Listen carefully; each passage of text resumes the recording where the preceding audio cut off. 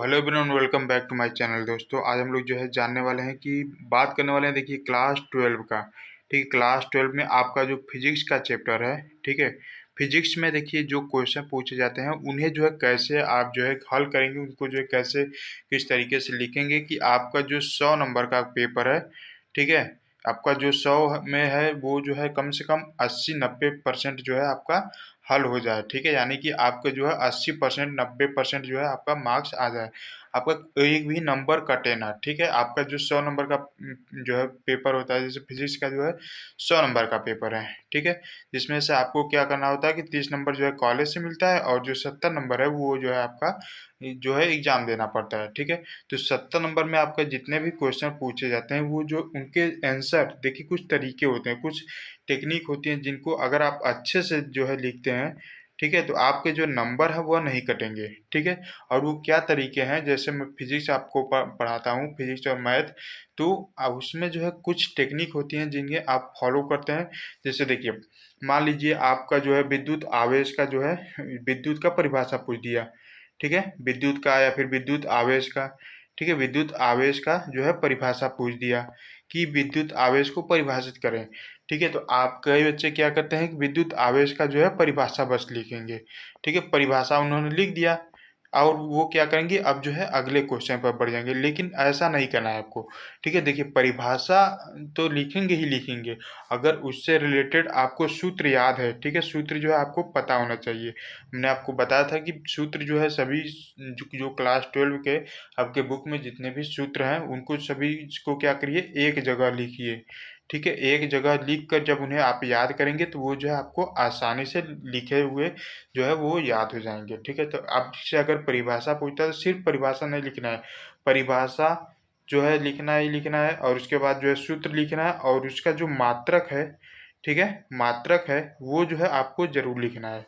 ठीक है, जैसे Q बराबर IT होता है, ठीक है, और ये जो आपका परिभाषा है वो लिख दिए, Q बराबर IT, यानी कि इसका जो है सूत्र लिख दिए, यानी कि आवेश बराबर, ठीक है, जो है आपका क्या हो जाएगा, आवेश बराबर विद्युत धारा, ठीक है, विद्युत धारा गुणा समय। ठीक है, और इसका जो मात्रक है वो भी लिखेंगे, जैसे विद्युत आवेश का मात्रक क्या होता है, कूलाम होता है। ठीक है, इसका जो है आपका नीचे लिखेंगे नोट करके कि विद्युत आवेश का मात्रक कूलाम होता है। ठीक है, तो अगर आप परिभाषा के साथ सूत्र और मात्रक भी लिखते हैं तो ये जो है आपके जो एग्जामिनर है, जो कि आपकी कॉपी चेक करता है, उस पर जो है एक अच्छा इफेक्ट जाता है। वो जानता है कि लड़के ने जो है परिभाषा तो लिखा, लेकिन उसके साथ मात्रक और जो है आपका उसका जो सूत्र है वो भी लिखा, तो यानी कि बालक को जो है जानकारी अच्छी है, वो जो है अच्छे से पढ़ा हुआ है फिजिक्स को। ठीक है, तो वो आपका नंबर जो है नहीं काटता है। ठीक है, और एक बात का और जो है आप लोग ध्यान रखिएगा कि इसमें जो न्यूमेरिकल क्वेश्चन है, यानी कि जो आंकिक प्रश्न है, ठीक है, जो आंकिक प्रश्न है उसमें देखिए आपको क्या करना है कि जैसे क्या होता है कि बच्चे जो है जनरली क्वेश्चन को जो है पकड़ नहीं पाते हैं कि इसमें जो है कौन सा फार्मूला लगेगा। ठीक है, जैसे मान लीजिए आपका जो है आवेश का मान दे दिया, ठीक है, Q बराबर दे दिया 2 गुलाम या 3 गुलाम कुछ भी, ठीक है, Q का मान दे दिया ये, ठीक है, और जो है आपका जो है विद्युत धारा का मान दे दिया I बराबर जो है 4 एम्पियर या 8 एम्पियर कुछ भी दे दिया। ठीक है, आपका जो है समय पूछता रहा है कि आपका जो विद्युत धारा है वो जो है कितने समय तक प्रवाहित होगा।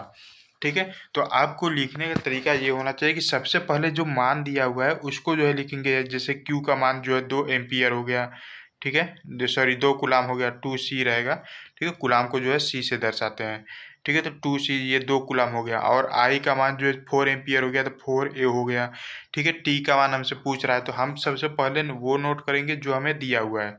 ठीक है, तो यहाँ पर देखिए तो ये दिया हुआ है, I दिया हुआ है, और T हमसे जो है पूछ रहा है। इस तरीके से जब ये चीज़ें आप लोग लिख लेंगे, ये तो जो है एक छोटा सा क्वेश्चन मैं आपको बता रहा हूँ। ठीक है, जब बड़े बड़े क्वेश्चन आप जो है आपके सामने जब आएंगे तो आप जो है बिना इनके नहीं लगा पाएंगे। ठीक है, अब जो है आप दिमाग लगाएंगे, इस ये सब जो है पूरा जो चीज़ें लिखा गया है क्वेश्चन में, जो चीज़ें दी हुई हैं और जो आपसे पूछा गया है वो जो है लिख लेंगे इस तरीके से। उसके बाद जो है दिमाग लगाएंगे कि इनमें जो है कोई रिलेशन बन रहा है क्या, कोई फार्मूला है जो कि जिसमें जो है तीनों आ जाए। ठीक है, तो जब इस तरीके से आप सोचेंगे तो आपको जो सोचने की क्षमता है वो भी बढ़ेगी, और जो फार्मूला है वो भी आपके जो है दिमाग में आ जाएगा कि अरे यार Q बराबर IT जो है ये जो है एक फार्मूला था, कहीं तो हमने पढ़ा हुआ था, ठीक है। तो इस तरीके से जब आप सोचेंगे तो आप जो है फिजिक्स के प्रश्नों को, जिन्हें कि बहुत टफ जो है स्टूडेंट समझते हैं, सोचते हैं कि अरे यार फिजिक्स का न्यूमेरिकल आ गया, जो है आंकिक प्रश्न आ गया, तो उसको जो है करने में बहुत ही ज़्यादा समय लगता है या फिर जो है चीज़ें याद नहीं हो पाती। तो इस तरीके, ये कुछ तरीके हैं, इनको अगर आप अपनाते हैं, सबसे पहले क्या करना है कि जो दिया है वो लिखेंगे और जो पूछा है वो लिखेंगे। उसके बाद जो है इनमें कुछ ना कुछ जो है रिलेशन बनेगा, कुछ ना कुछ संबंधित इससे जो है आपका सूत्र बनेगा, ठीक है। तो उन सूत्रों को लिखेंगे, ठीक है। अब हम उन सूत्रों को लिखने के बाद जो है उसमें देखेंगे कि क्या हमसे जो पूछ रहा है वो उसमें है कि नहीं है, और जो दिया हुआ है वो उसमें है कि नहीं है, ठीक है। तो इस तरीके से जब आप हल करेंगे तो आपके जो आंकिक प्रश्न वाले जो न्यूमेरिकल क्वेश्चन है वो जो है आसानी से हल हो जाएंगे। और जो है एग्जामिनर भी जो है तुरंत आपके क्वेश्चन को देखेगा कि तो जो है पकड़ लेगा कि नहीं, ये चीज़ें जो है दी हुई हैं, ये पूछा गया है, तो बालक ने जो है इस तरीके का ये जो है फार्मूला लगाया हुआ है। कई बच्चे क्या करते हैं कि डायरेक्ट लिखेंगे Q बराबर IT, उसके बाद जो है इसी में जो है मान भरेंगे। पर अरे भाई पहले ये तो देख लो कि क्या दिया हुआ है, क्या पूछा गया है, ये जो है लिखो आराम से, उसके बाद जो है ये लिख लेना, ठीक है। इससे जो है आपके नंबर नहीं कटेंगे। और देखिए ऐसा नहीं कि आप जो है न्यूमेरिकल के क्वेश्चन जो है 2-4 दिनों में लगा लेंगे। आपके पास अभी जो है पर्याप्त समय, आप जो है क्वेश्चनों को प्रैक्टिस कीजिए, ठीक है। भले ही जो है ज़्यादा कठिन-कठिन प्रश्न मत लगाइए, सिंपल सा ही प्रश्न लगाइए। लेकिन आप जितना ज़्यादा प्रैक्टिस करेंगे, ठीक है, आप उतने ही जो है जल्दी से क्वेश्चन को हल कर पाएँगे अपने एग्ज़ाम में, ठीक है। तो क्वेश्चन को, जो न्यूमेरिकल वाले क्वेश्चन है उनको जो है प्रैक्टिस ज़्यादा से ज़्यादा करिए, ठीक है। प्रैक्टिस से आपका क्या होगा कि आपका जो फार्मूला है वो उसको जो है अलग से याद करने की ज़रूरत नहीं पड़ेगी, फार्मूला जो है अपने आप ही याद हो जाएगा, ठीक है। तो प्रैक्टिस जो है आप लोग ज़रूर किया कीजिए, हर रोज़ कम से कम 1-2 जो है न्यूमेरिकल आप लोग लगाया करिए फिजिक्स के। हालाँकि सभी विषय पढ़ना अनिवार्य है, आपका जो फिजिक्स भी पढ़ना है, केमिस्ट्री भी पढ़ना है, मैथ भी पढ़ना है, ठीक है, हिंदी, इंग्लिश हो गया, ठीक है, ये सब चीज़ें भी पढ़नी है, ठीक है। लेकिन कम से कम जो है 1-1, 2-2 क्वेश्चन जो है न्यूमेरिकल के फिजिक्स के जो है रोज़ लगाइए, ठीक है। जितना ज़्यादा प्रैक्टिस करेंगे आपको जो है उतना ही फ़ायदा, आपको अभी नहीं दिखेगा, ये जो है एग्ज़ाम के समय दिखेगा, ठीक है। तो ये सब चीज़ें जो है थोड़ा ध्यान रखिएगा। अगर देखिए आपको क्या करते हैं कि जैसे एग्ज़ाम में जो है कोई भी क्वेश्चन जो है न्यूमेरिकल लगा रहे हैं, ठीक है। अगर आधे पेज पर वो जो है न्यूमेरिकल ख़त्म हो गया, जैसे नीचे जो है 4-5 लाइन जो है बचा हुआ है, ठीक है। तो वो ये ऐसा नहीं कि 4-5 लाइन बचा हुआ है तो अगला क्वेश्चन जो है यहीं से स्टार्ट कर दें, ठीक है, ऐसा नहीं करना है। अगला क्वेश्चन जो है अगले पेज से स्टार्ट करना है, ठीक है। जैसे मान लीजिए कोई भी जो है न्यूमेरिकल दिया हुआ है, ठीक है, मान लीजिए ये पेज 1 है और ये जो है पेज 2 है।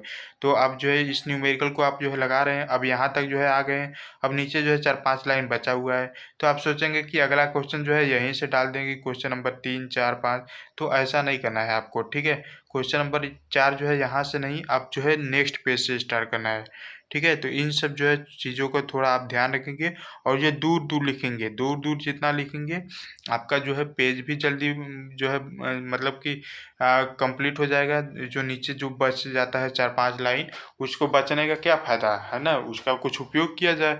तो जो है थोड़ा दूर-दूर और साफ-साफ लिखेंगे। आप कोशिश कीजिए कि कट-पिट ज़्यादा ना करें, ठीक है? जितनी साफ कॉपी होगी, जितनी क्लीन एग्ज़ामिनर को आपकी कॉपी दिखेगी, वो जो है उतने ही प्रभावित होते हैं स्टूडेंट से, और जो है आपको उतने ही अच्छे नंबर देते हैं, ठीक है। तो ये कुछ जो है इम्पोर्टेंट थिंग्स थी जो कि आपको एग्ज़ाम में जो है काफ़ी हेल्प होगा, ठीक है। तो आई होप कि आपको ये वीडियो पसंद आएगा। प्लीज़ वीडियो को लाइक कीजिएगा, अपने दोस्तों के साथ भी शेयर कीजिएगा, और अगर आप चैनल पर पहली बार आए हैं, चैनल को सब्सक्राइब करके बेल आइकन को प्रेस कर लीजिए।